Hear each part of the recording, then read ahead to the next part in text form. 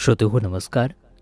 आज आपण एक अनुभव पाहणार आहोत जो आपल्याला पाठवला आहे श्री सचिन वासुदेव भोगाडे यांनी.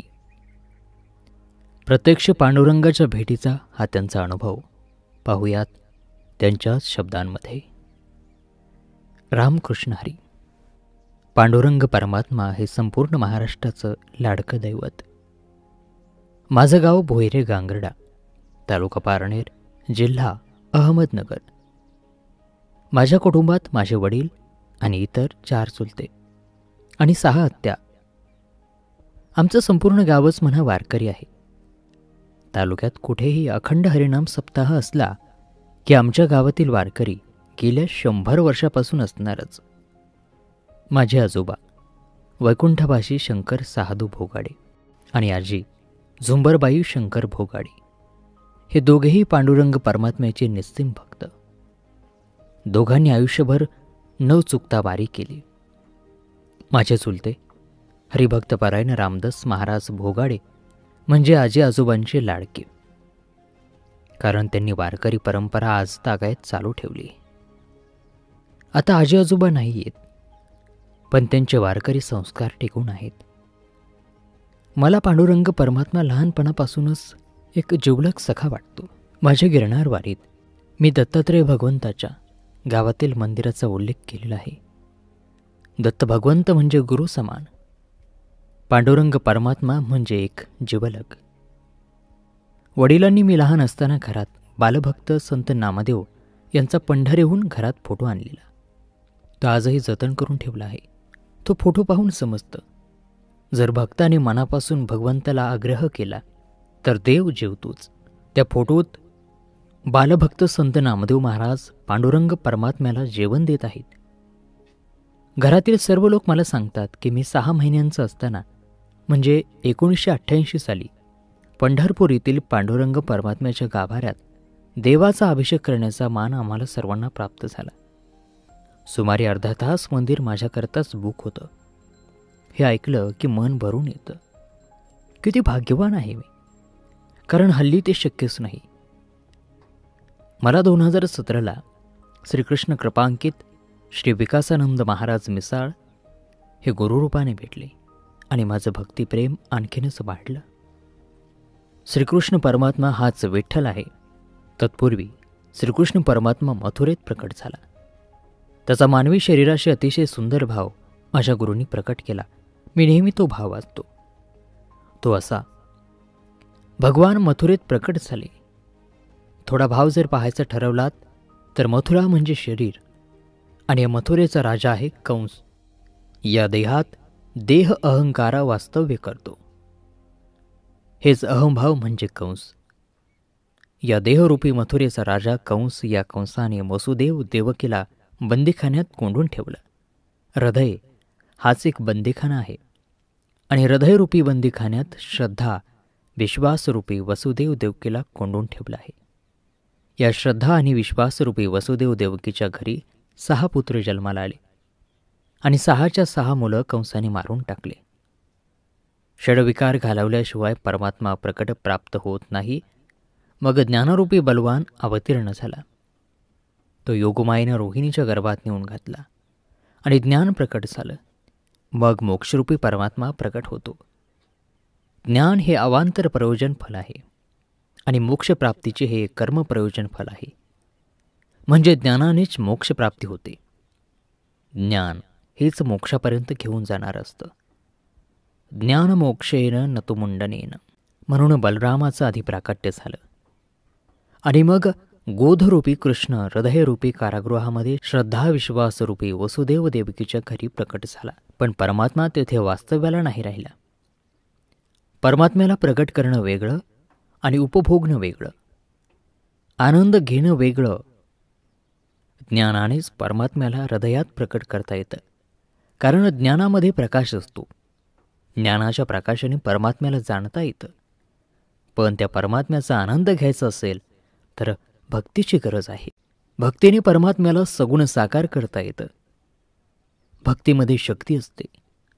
भक्तीच्या शक्तीने परमात्मा प्रत्यक्ष उभा राहू शकतो, आपल्या डोळ्यांसमोर दिसू शकतो. मग परमात्म्याला गोकुळात जायचे आहे. भगवंताने सांगितले, मला गोकुळात नेऊन घाला. नंदाच्या घराला मजन्ने गोकुळाला. गोकुळ म्हणजे गोनाम इंद्रिय आणि कुळनाम समूह. इंद्रियांच्या समूहाला गोकुळ म्हणावं. या समूहरूपी गोकुळात प्रकट झालेला बोधरूपी परमात्मा नांदण्याकरता गेला आहे. नंदाच्या घरी नंद आणि यशोदा हे भाव आणि भक्ती आहेत. म्हणजेच श्रद्धा आणि विश्वासरूपी वसुदेव देवकीच्या घरी बोधरूपी भगवंत जन्माला आला आणि भावभक्तिरूपी नंद यशोदाकडे नांदायला खेळायला गेला. भक्तिभाव नसेल तर भगवान प्रकट होत नाही. भगवान सर्वत्र व्यापक आहेत, पण प्रेमाने त्याला प्रकट करावं लागतं. तुकाराम महाराज म्हणतात, भाव धरी तयाला तारी पाशान, दुर्जना सज्जन काय करी. दगडाच्या ठिकाणी भाव ठेवला तर त्यात देव प्रकट होतो. आपण माणसात देव पाहत नाही, दगडात कधी पाहणार. अशा प्रकारे भाव असावा, भक्ती असावी, मग भगवान प्रत्यक्ष प्रकट होतो. म्हणून नंद यशोदेकडे भगवंत राहायला गेले आहेत. नंद म्हणजे काय? आनंदमय दधाती इति नंद हा. सगळ्या जगाला आनंद देतो त्याला नंद म्हणावं. आणि यशोदा म्हणजे काय? यशमय दहाती इति यशोदा. संपूर्ण जगाला यश देते तिला यशोदा म्हणावं. मला पांडुरंग परमात्मा माहीत होता, पण श्रीकृष्ण परमात्मा हाच पांडुरंग परमात्मा आहे हे माझ्या श्रीगुरूंच्या श्रीमद भागवत कथेत मला कळालं. आजही माझ्या बऱ्याच मित्रमंडळींना हे माहीत नव्हते. माझ्या गुरूंच्या श्रीमद भागवत कथेतून श्रीकृष्ण परमात्मा हा पंढरपूरला कसा आला, द्वारकेहून भगवती रुक्मिणी देवावर रोसून तिचे माहेर विदर्भ इथे न जाता याच पंढरीच्या वाळवंटात आली. तिला शोधत शोधत श्रीकृष्ण परमात्मा आपल्या गोपाळांना वृंदावनहून घेऊन पंढरीत आला आणि सोबत त्याला प्रिय असणाऱ्या गोमातांना घेऊन आला. गायींच्या खुरातील धुळीने देवांच्या चेहऱ्यावर पांढरा रंग दिसला आणि सारे गोपाळ देवाला बोलले, देवा, तू कसा पांडुरंग दिसतोस? त्याचाच पुढे पांडुरंग असा नामोल्लेख झाला आणि श्रीकृष्ण परमात्मा पांडुरंग झाला. आजही भक्त पुंडलिक मंदिरावरून साधारणतः 2 किलोमीटर अंतरावर गोपाळपूर आहे. तिथेच भगवंताचे प्रिय भक्त गोपाळ राहायचे. तसा रुक्मिणी मातेकरता देव पंढरपुरात आला. पण खरं देव भक्त पुंडलिकाच्या आईवडिलांवरील सेवेवर प्रसन्न होऊन तिथे आला. भक्त पुंडलिक म्हणजे साक्षात बलरामाचा अवतार. त्याच्या आईवडिलांवरील भक्ती पाहून त्यावर प्रसन्न झाला आणि देवदारात पाहून आईवडिलांच्या सेवेत व्यत्यय नको म्हणून देवाला सामोरे न जाता देवाला वीट दिली आणि देव त्याच विटेवरी उभा आहे म्हणून त्याचं नाव विठ्ठल. असो, हे सर्व गुरुकृपा, त्यामुळे एवढं बोलता येतंय. माझ्या गुरु सांगतात, गर्भसंस्कार किती महत्त्वाचे असतात. सर्वांना अभिमन्यूची कथा माहीत आहेच. माझ्या आईने मी पोटात असताना ज्ञानेश्वरी पारायण केलं असं सर्वजण सांगतात. म्हणून मला भगवंताबद्दल एवढं भक्ती आणि एवढी प्रेम आहे. माझी आजी अडाणी, पण संपूर्ण हरिपाठ पाठ दररोज न चुकता भल्या पहाटे उठून पांडुरंग परमात्म्याची पूजा अर्चा करायची. माझं या जगात तो काळा सावळा पांडुरंग सोडला तर कोणच नाही, तोच माझं सर्वस्व आहे असं म्हणायची. तिचंच बाळकडू आहे आम्हा सर्वांना. माझ्या गावात आमच्या विठ्ठलवाडी वस्तीत साधारणतः 1996 साली पांडुरंग परमात्म्याचं मंदिर बांधलं. कैलासवासी सावित्रा विठोबा गायकवाड हे परमभक्त यांनी कसलाही निधी न घेता ती जागा दान केली. हे विठ्ठल भक्त जवळजवळ 104 वर्ष जगले आणि सतत राम कृष्ण हरी नामजप मंदिरात आजही न चुकता रोज हरिपाठ होतो आणि एकादशीला भजन किंवा कीर्तन ठरलेलंच. गावातील 5-6 मुले आळंदी वारकरी शिक्षण संस्थेत आहेत. मी फार्मास्युटिकल कंपनीत काम करतो. माझ्या पहिल्या कंपनीतील फार्मास्युटिकल कंपनीतील वरिष्ठ अधिकारी डॉक्टर जितेंद्र सूर्यवंशी हे सन 2010 पासून मुंबई ते पंढरपूर अशी 2 दिवसीय वारी आयोजित करतात. यात मुंबईतील तसेच गुजरातमधील फार्मा फील्डमधील लोक येतात. आम्ही संत श्रेष्ठ ज्ञानेश्वर महाराज पालखीमध्ये दिंडी क्रमांक 155 रथामागे त्यात सहभागी होतो. कारण दिंडीमध्ये असं कोणीही घुसून चालू शकत नाही. आमचे वारकरी मित्र पंकज पाटणकर फलटणजवळील त्यांच्या गावची ती दिंडी आहे. मग त्यांच्या ओळखीने आम्ही दरवर्षी पंढरीच्या वारीदरम्यान शनिवार रविवार पकडून वारीला जातो. एक दिवस वारकऱ्यांसोबत चालतो. आता वारकरी यांच्याबद्दल बोलायचं झालं तर दिवस कमी पडेल, पण थोडक्यात सांगतो. अगदी 80 पार केलेले आजी आजोबा आम्हाला ऐकणार नाही एवढे झटपट चालत भल्या पहाटे उठून स्नान काकडा आरती आवरून 6-6:30 वारी चालू होते. दुपारी थोडी विश्रांती, मग पुन्हा संध्याकाळपर्यंत. मी 2010 ते 2019 पर्यंत 4 वेळा वारी केली. वारकऱ्यांचं भक्तिमय उत्साह पाहिला की आपण आपोआप आपला वेग वाढवतो. दररोज साधारणतः 20 ते 25 किलोमीटर वारकरी विठू नामाचा जयघोष करत चालतात. जसं गिरनारला कुणीही उपाशी राहत नाही, तसंच वारीत पण अनुभव. तुम्हाला दर 200-400 मीटरवर वारकऱ्यांच्या सेवेला सेवेकरी काहीतरी शिधा घेऊन बसलेली दिसतील. असं म्हणतात, वारीच्या काळात पांडुरंग परमात्मा हा पंढरपूरला नसतो. तो आळंदीपासून पंढरपूरपर्यंत किंवा पंढरीस येणाऱ्या विविध राज्यातील वारीतील वारकऱ्यांसोबत असतो. असा हा पांडुरंग परमात्मा 2019 नंतर कोरोनामुळे वारी बंद झालेल्या सर्व भाविक भक्तांना फक्त आठवणीत, मनात आणि हृदयात साठवता आला. त्याचं दर्शन दुर्मिळ झालं. माझे गुरुजी यांना आम्हा सर्व शिष्यांना 2020च्या गुढीपाडवा मुहूर्तावर 13 कोटी रामकृष्ण हरी नामाचा नामयज्ञ करायला सांगितला. दररोज किमान 101 माळी जपायचा, म्हणजे एका माळीत 108 मणी असतात. अशी 108 मण्यांची माळ रोज जपायची आणि एक मणी सरकला की रामकृष्ण हरी असा नामजप करायचा. कोरोना महामारीत त्यावेळी सर्व घरीच. मग सर्वांनी संकल्प केला. साधारणतः 3-1 महिन्यात बरेच जण सहभागी झाले आणि संकल्प पूर्ण झाला. तो आजही चालूच आहे. भगवंताच्या कृपेने माझ्याकडून बऱ्यापैकी नामस्मरण झालं. 2.5 वर्ष झाली पांडुरंगाला भेटलो नव्हतो. कारण दरवर्षी वारीत ट्रेनने जायचोच.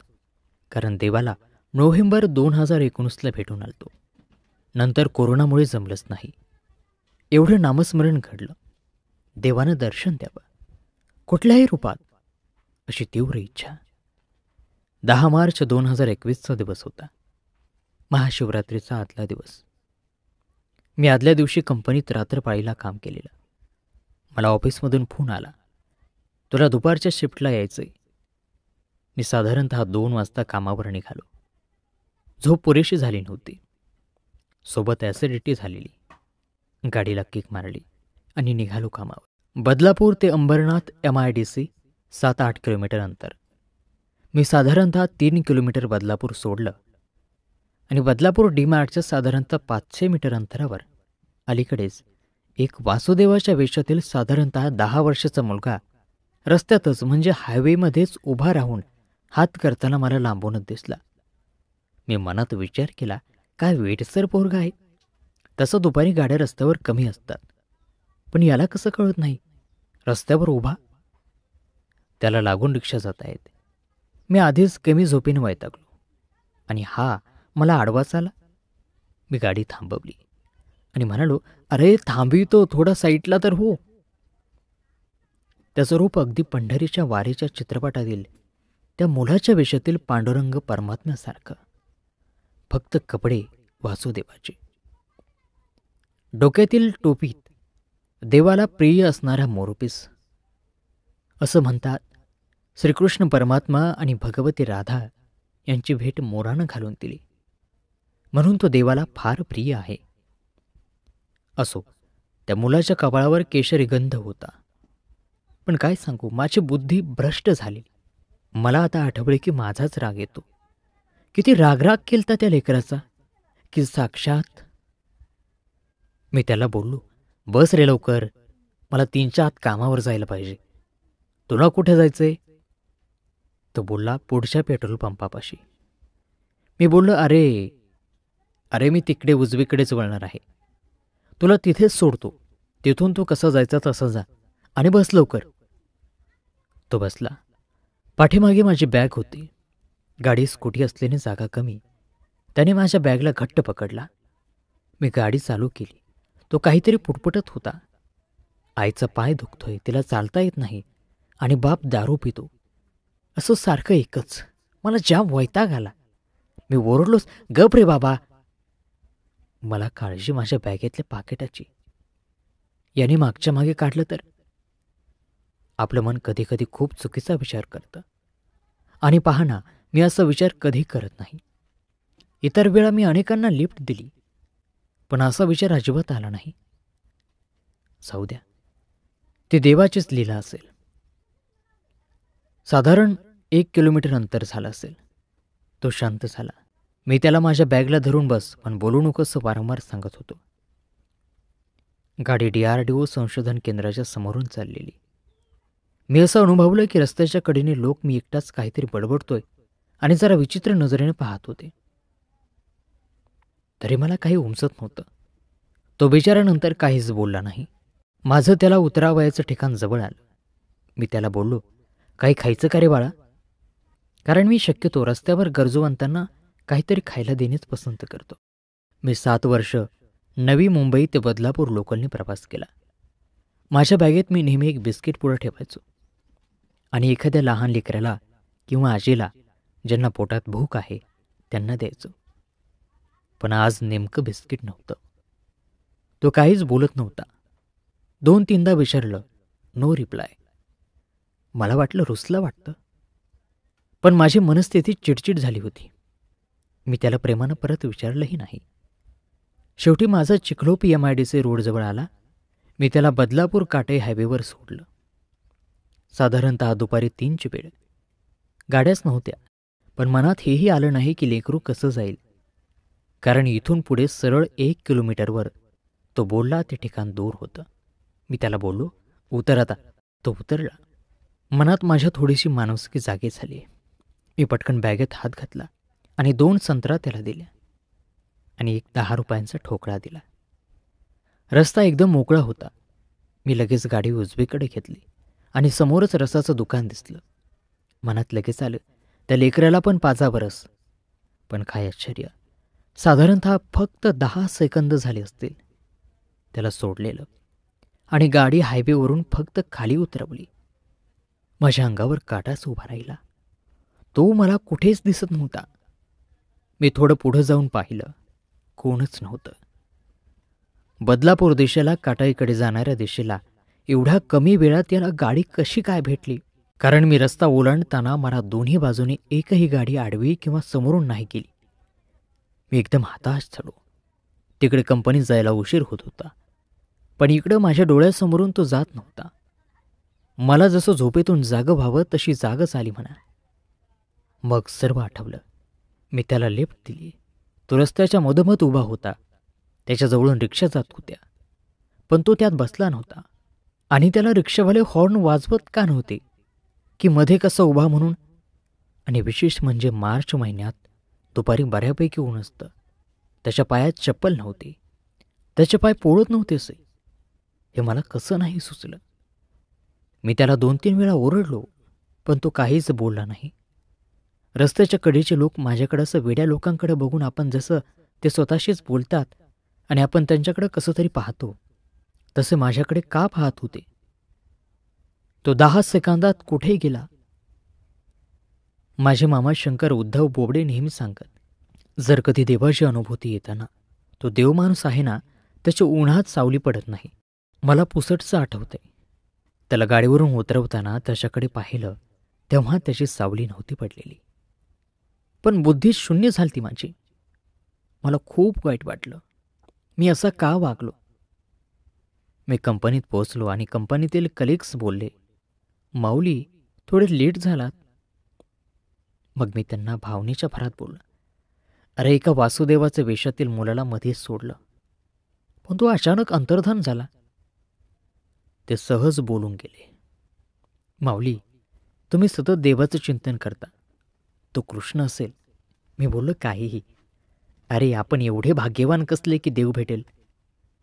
पण एक मन असं म्हणायचं की 2 वर्ष झाली पांडुरंगाला भेटली. काय सांगावं, आला असेल बाल वासुदेवाच्या रूपात. मला माझ्या गुरूंची आठवण झाली. मी कधीही गोंधळलेला असलो की गुरूंना फोन करतो. मी सगळा वृत्तांत गुरूंना सांगितला. ते मला बोलले, तुम्ही त्याला काही दिलं का? आणि देताना तुमच्या मनातील भाव कसा होता? मी बोललो, दादा, आधी मी त्रासिक मनस्थितीत होतो. पण त्याला संत्री आणि 10 रुपयांचा ठोकळा देताना आंतरिक भाव थोडा भक्तिभाव होता. गुरूंनी स्मित केलं आणि मला एकच वाक्य बोलले. त्याने मी एकदम खुश झालो. भगवंत आपल्या सोबत आहे. असेच राहा आणि नामस्मरण साधना चालू ठेवा. मग गुरूंनी मला हा प्रसंग लिहून काढायला सांगितला. माझे गुरु हेच माझे भगवंत आहेत. कारण त्यांच्या कृपेने मला भगवंताची अनुभूती होईल आणि मी माझी गुरु आज्ञा पाळून भगवंतावरील भक्तिप्रेम असंच वाढवत राहील. पांडुरंग परमात्मा, तू किती दयाळू आहेस. संत चोखामेळा यांना पंढरपुरात तेथील पुजाऱ्यांनी देवाला जीव घालताना पाहिलं आणि म्हणून गालात पाठीत मारलं आणि त्याचे वरण पांडुरंग परमात्म्याने धारण केले. हे जेव्हा पुजाऱ्यांनी पाहिलं तेव्हा त्यांना कळाले, देव फक्त भक्ती आणि प्रेम पाहतो. संत चोखामेळा यांची पंढरीची वारी चुकू नये म्हणून देवाने त्यांच्या बहिणीचं रूप घेतलं, त्यांच्या पत्नीचं बाळंतपण केलं. हे जेव्हा चोखोबांना वारीहून आल्यावर कळालं तेव्हा ते आनंद आणि दुःख या दोन्ही भावरसात न्हावून गेले. तुकाराम महाराज हे खोपोली या ठिकाणी मिरच्या विकायला गेले. तेव्हा लोकांनी उधार घेतले आणि पैसे दिलेच नाहीत. देवाने त्यांच्या सेवकाचे रूप घेऊन ते पैसे वसूल केले. संत एकनाथ महाराज यांच्या घरी श्रीखंड्या नावाने नोकराचं रूप घेऊन 12 वर्ष कावडीनं पाणी भरलं. आजही पैठणात तो पाण्याचा रांजण आपोआप भरला जातो. असा हा सर्वांच्या हृदयात असणारा पांडुरंग परमात्मा मला भेटला. काही जणांना जरी हा प्रसंग मला वाटलेला एक भास असू द्या, पण माझ्याकरता माझा देव त्या सावळ्या बाल वासुदेवाच्या रूपात आलाच होता. राम कृष्ण हरी.